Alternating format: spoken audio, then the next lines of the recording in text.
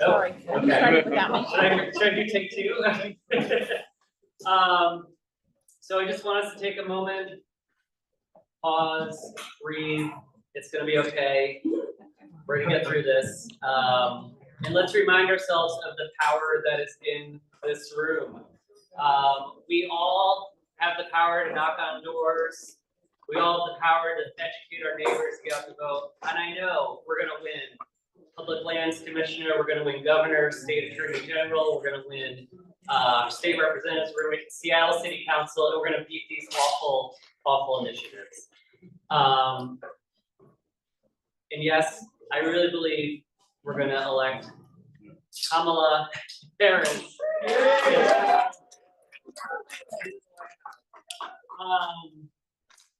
But to remind us of what's possible, I'm going to invite local poet and 34th community member, Jean Hamilton, to share some inspiration with us for this election and read a poem. She's going to start tonight by reading a poem about Initiative 2117. Very exciting.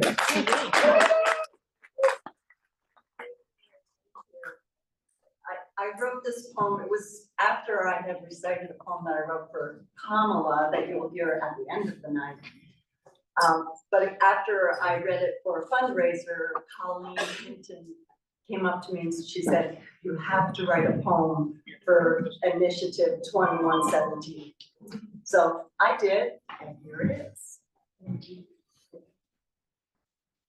Commit to breath. Breathe in, breathe out. The simple, luxurious act of breathing clean air, so seductive it delights the soul. Breathe in, breathe out. We see Olympic mountains etched against sky, shimmering Puget Sound blesses us. To rejoice its beauty, it delights the soul. Breathe in, breathe out.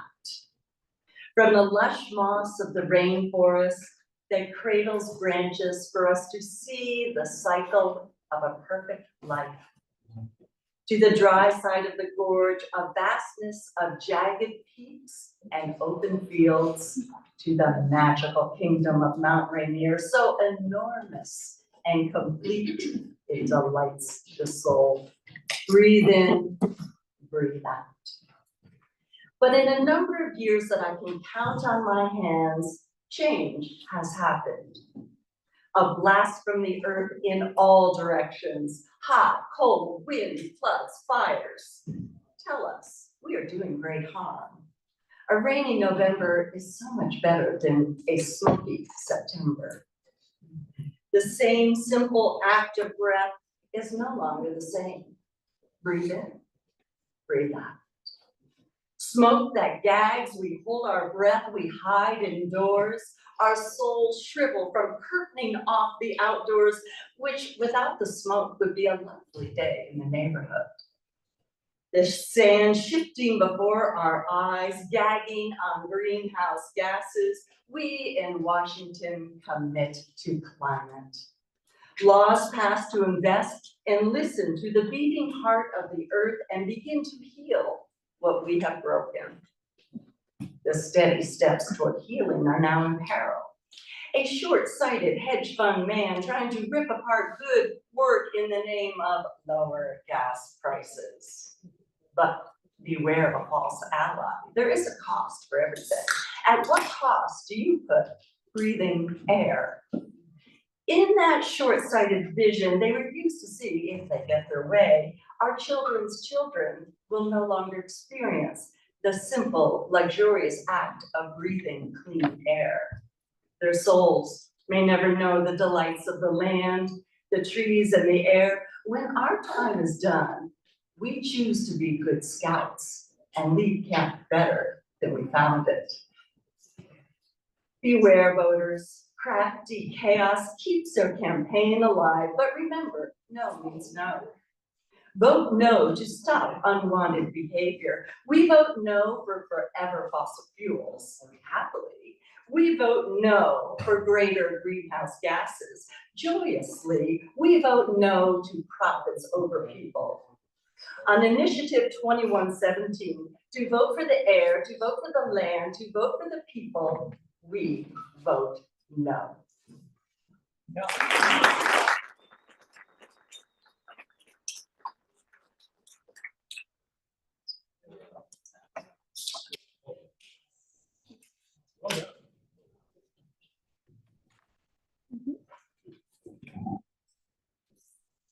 Hi, everybody. So thank you for being flexible and patient today. We have a very special guest for our pre-meeting program. It's going to go from now until 7:15. So just thanks for being flexible. So anyway, our special guest Kayla is here from Citizen University. She's the Chief Program Officer, and I'd love to invite her up here now. Can you all give a warm welcome to Kayla from Citizen University?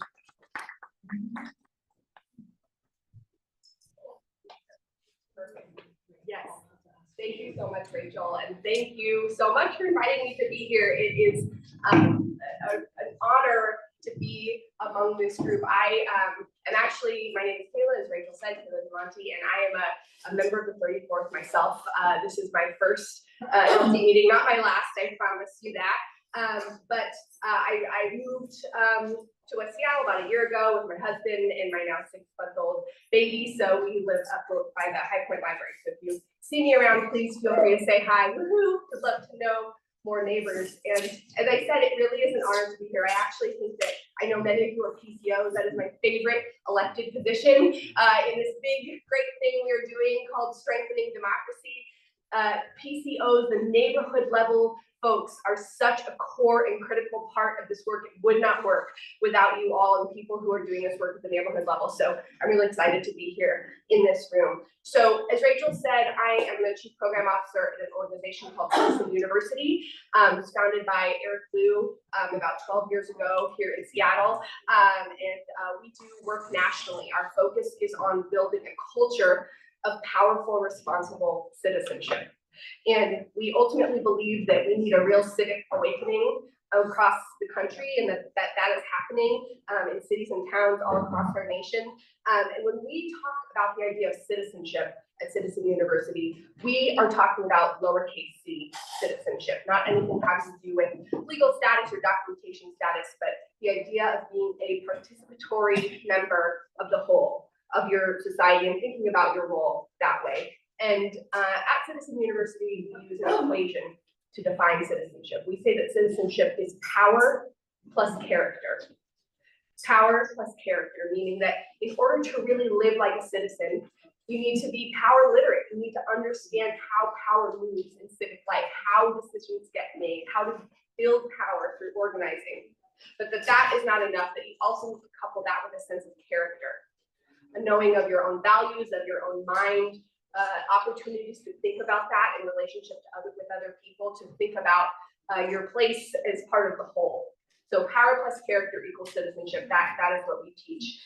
And in our programs at Citizen University, we really work with people across the country who we think about as civic catalysts, and train them on programs and ideas and frameworks and language to be able to bring that ethic back to their own communities, to host gatherings and opportunities and learning experiences to help our people live like citizens. So that's what we do. And today I'm here to talk to you about a report that just came out that was part of a working group that was led by Eric Liu. It's called Habits of Heart and Mind, and I'll tell you about that more in a minute. But this report really stemmed from several years ago. A bigger report called Our Common Purpose came out. It was put out by the American Academy of Arts and Sciences, and it really detailed about 31 different strategies for how we strengthen our democracy. And one of those key strategies was around this idea of strengthening civic culture. And that was awesome for us because as an organization that talks about culture, it can be kind of a nebulous idea. When we talk about civic culture, some folks in this room, you probably all would have an idea of what that meant. But many people don't really know what we mean by civic culture. And even among this room, we might have a lot of different ideas and definitions about that. So Last year, Eric led a working group to create this report called Habits of Heart and Mind, How to Fortify Civic Culture. And the idea of this report was to be able to define what is civic culture, why is it important to strengthen it, and how do we do that? And this report actually just was released last week. It's hot off the press. I have my like super marked up copy here. There'll be a link to it in the notes afterwards, and you can actually order yourself a physical copy. They'll mail you one if you want. I would have brought them, but we literally do not have them yet. So this is my printed off copy from the internet. So that's what I'm hoping to share with you today. I believe this is the last meeting before Election Day. Okay, biggie. So, wow. So this is so important, both in the sense of elections and in what's going to happen beyond that. In the months and years to come, we still need to be strengthening civic culture. We still need people to be showing up. You all know that. I don't need to be telling you that, but that's what this report is really about, is to help us be able to make the case for not only why elections are a critical part of democracy, but every other day is just as valuable as well.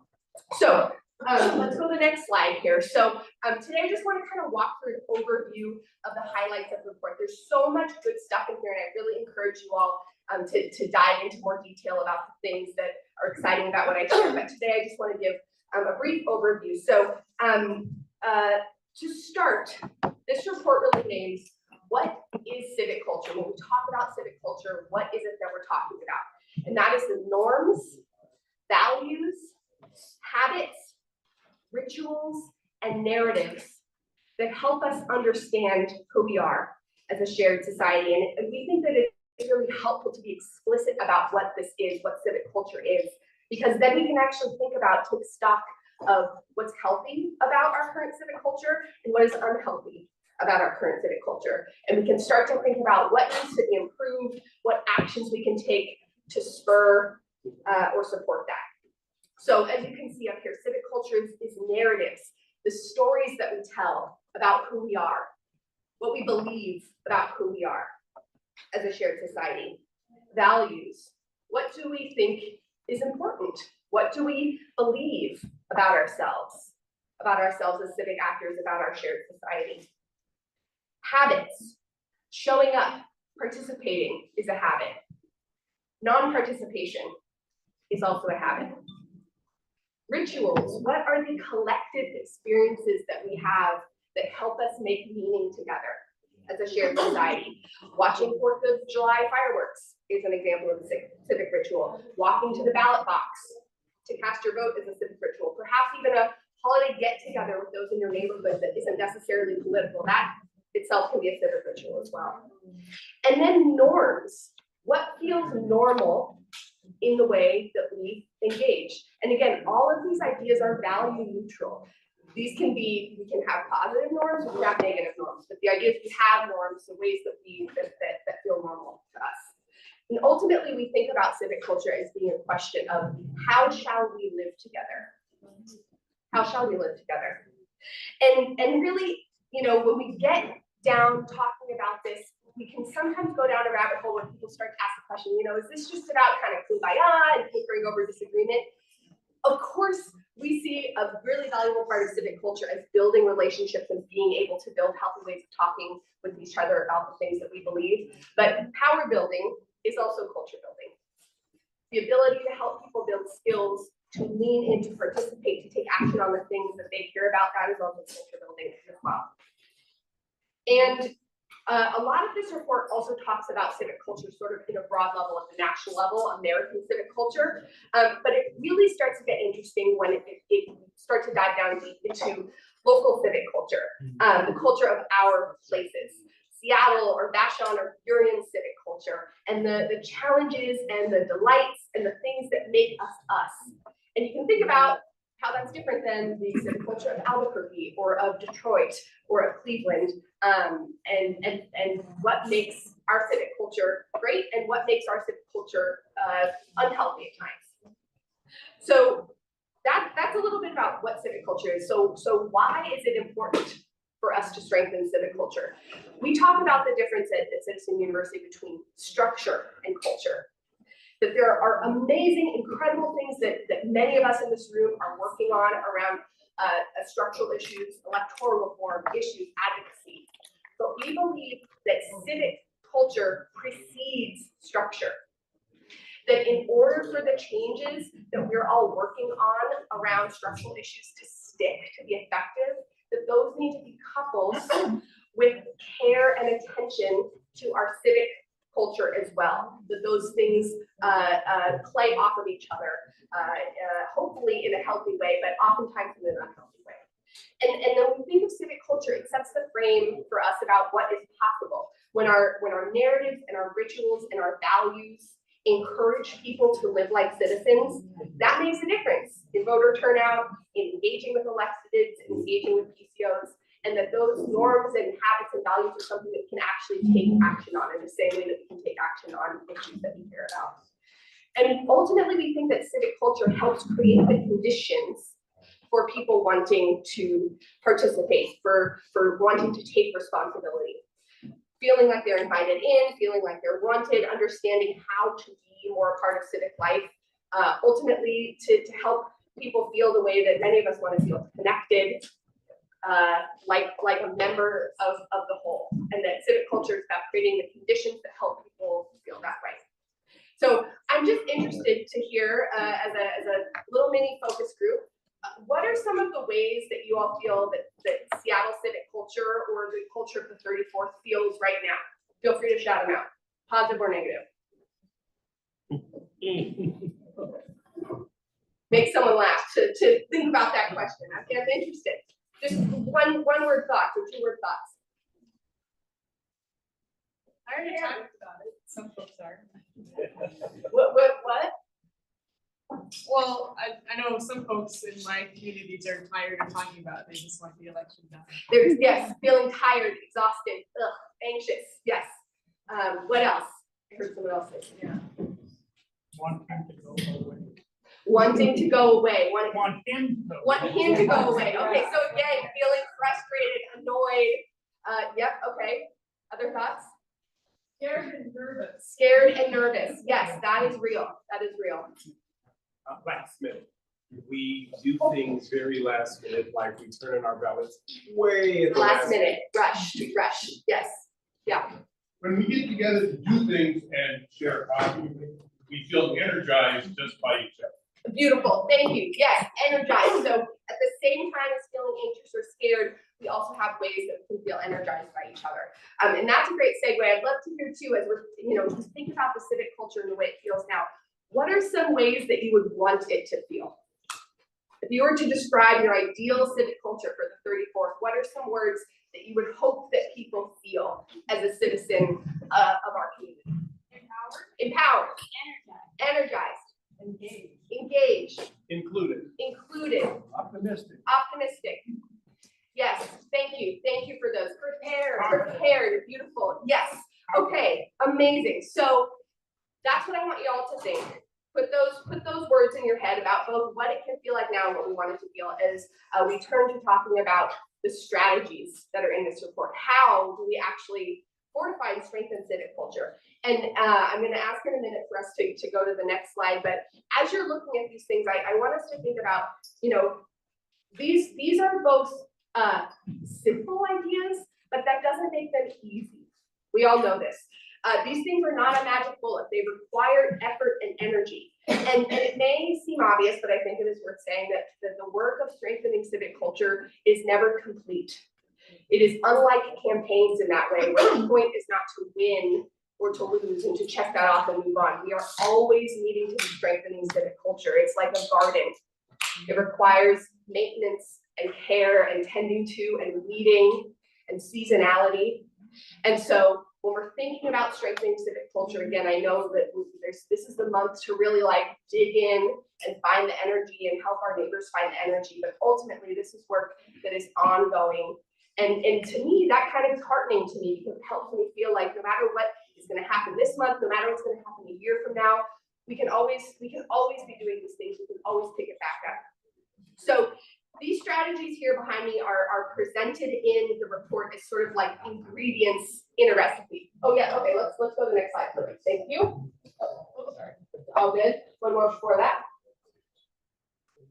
Perfect. There they are. Thank you.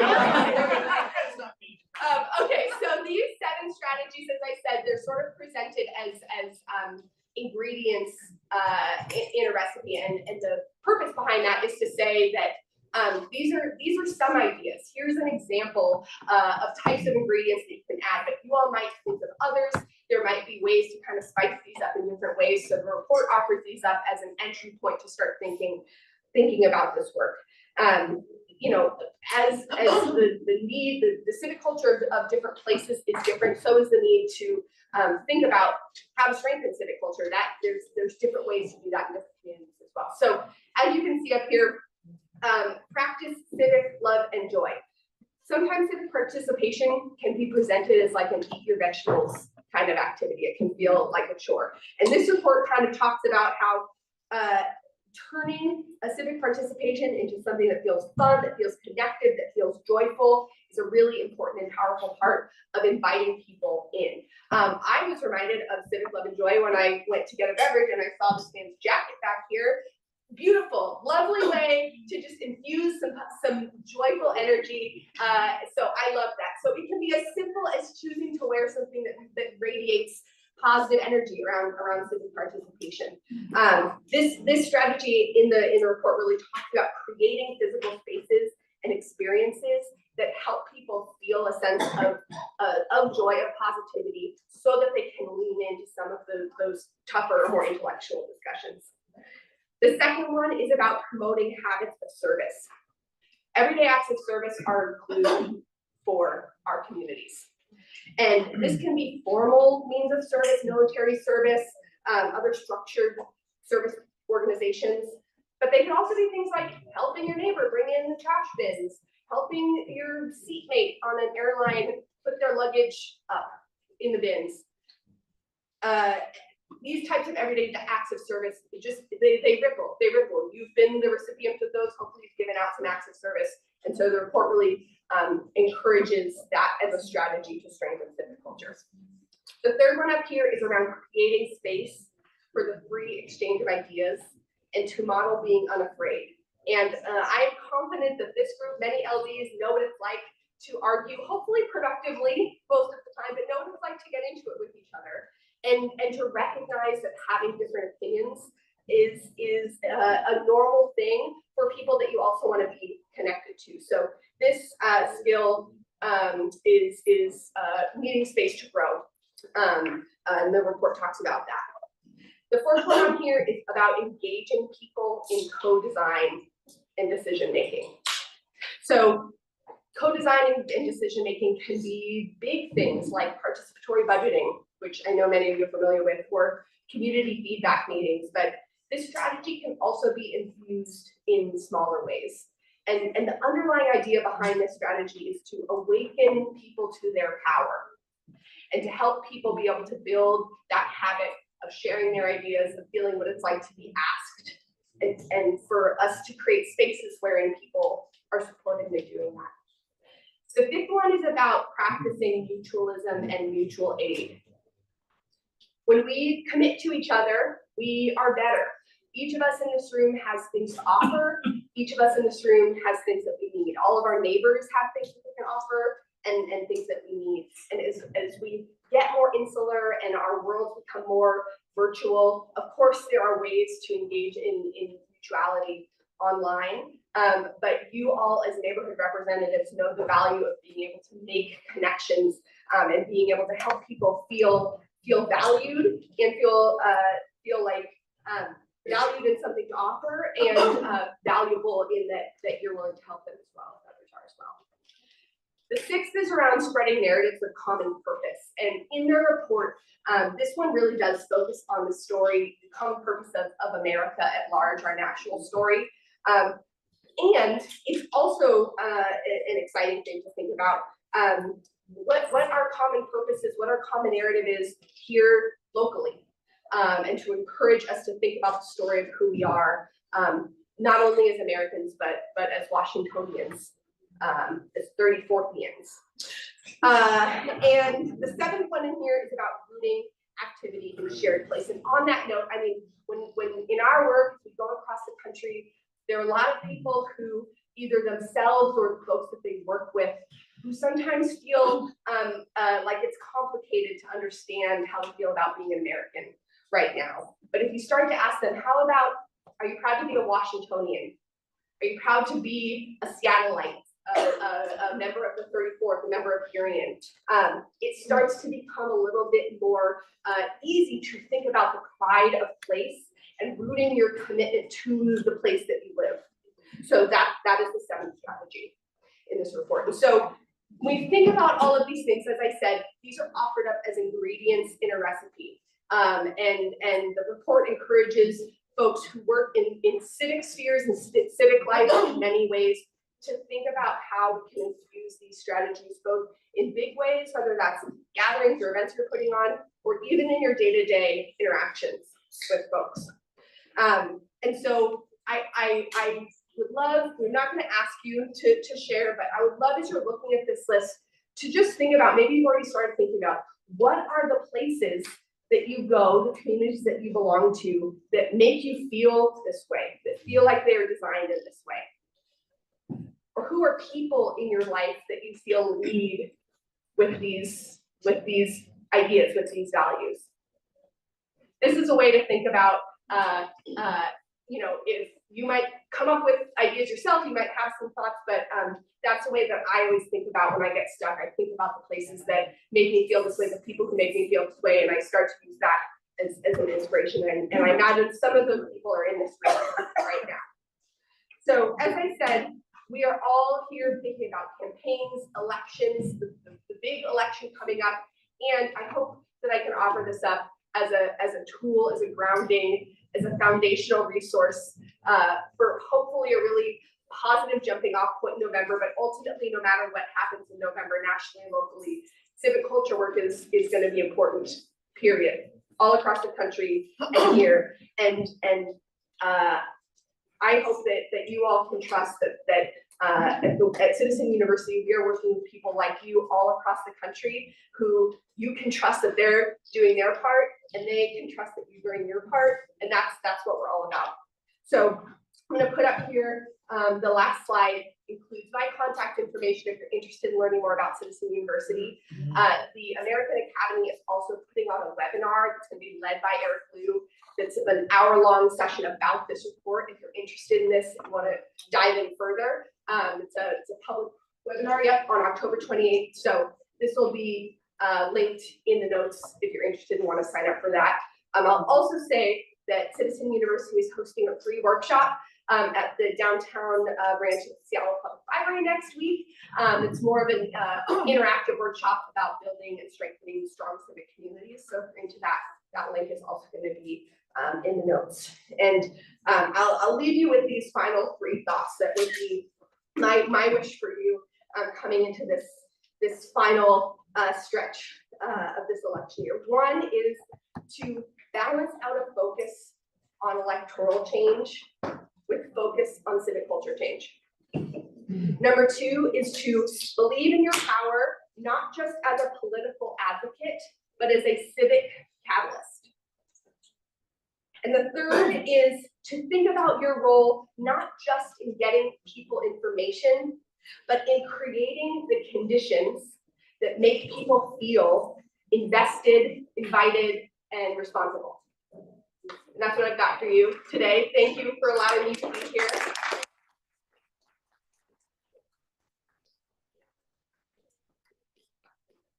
About the report or about our work or anything else. When are you gonna hold your next conference? That is a beautiful question. Thank you for asking that. So Citizen University, as this woman knows, used to hold an annual conference here in Seattle. I think our last one was in 2017.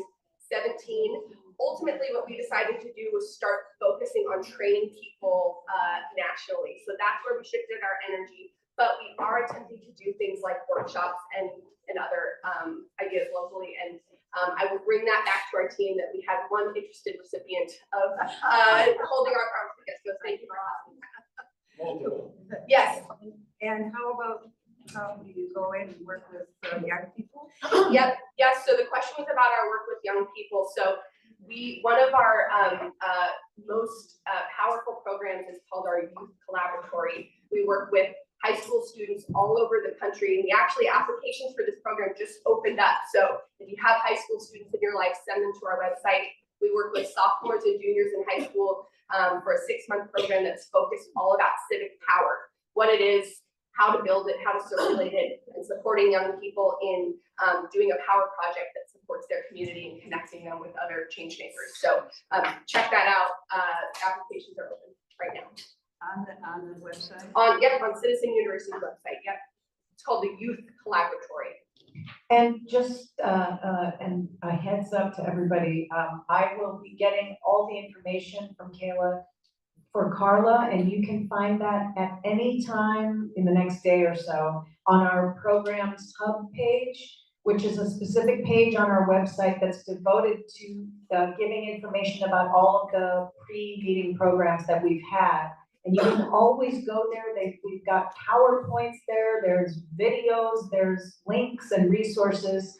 So we will have information up about Citizen University and this program tonight, so you can follow up in any way. And I'm hoping, I'm gonna say, since I'm the programs chair, I'm gonna be looking into, in 2025, the next year, having some possible events where we can have Kayla or Eric come and help us put some things together, start thinking about civic engagement, because I think, again, this is an all year round thing. This is not just a right for the election thing. So, any other questions? I will defer. I have a question, but I want you all to have a chance to ask first. Okay, well, here's my question. I am wondering what, when you go out nationally and you talk to other groups in other places, are they all Democratic groups, or do you ever go to any MAGA groups? Or, I mean, what kinds of responses do you get from people who may not be as liberal or that sort of thing? Yeah, it's a great question, and I would say on the whole, folks who are come to our work tend to be more on the left side of the aisle, but we definitely get folks who are more moderates or more right of center. I will say I honestly don't know of anyone in our immediate network who would describe themselves as a Trump supporter, but I wouldn't be surprised. Certainly there are folks who are trained by us who are working in more conservative, more red districts, and really what they are drawn to is this idea of how are we helping people live like citizens? The words that came up when we talked about civic culture here, scared, anxious, frustrated, those are things that people are feeling across the country. I think that everyone here knows that. And so when we're working with catalytic people who want to bring more people into civic participation, ultimately they want to support their communities in being more civically engaged, period. And so, and it's always encouraging when we're bringing people together from across the country that there's a sense of surprise and a little bit of emotion when people realize that these words that we're saying are often very similar. These feelings that we're having are often very similar. So yeah, we certainly work with people who are in more purple or even more red states and districts, and really people who come to us are folks who are excited about citizenship. Yeah. Well, thank you for having me. Yeah. Oh. Yeah. Hi. I've actually participated in some of your gatherings before the pandemic, and like going to church this Sunday. Can you maybe comment on how those gatherings are designed to replicate that kind of experience? Yeah, great question. So the gatherings that she's referring to are what we call Civic Saturdays. And we think of them as a civic analog to a faith gathering. And the idea is that they are designed to help us spur our belief in democracy and in ourselves as citizens. And so we use some time-tested traditions singing, poetry reading. That was so beautiful. Thank you for sharing that. turning talks. Eric gives what he calls a civic sermon. Not everybody calls it that, but in the way that we started, the idea was bringing people together in a really cathartic space to allow us to tap into that sense of connection, of art, of meaning making together, and that we think that religious gatherings are onto something there. People, you know, obviously there's a whole host of challenges that, you know, religious gatherings can also play into, but ultimately the model there about modeling gatherings after a faith gathering is something that stuck. And we've trained now over 200 people across the country to lead Civic Saturdays in their own communities. Well, thank you so much for having me. Please feel free to follow up, and I'll see you at another meeting soon on the other side.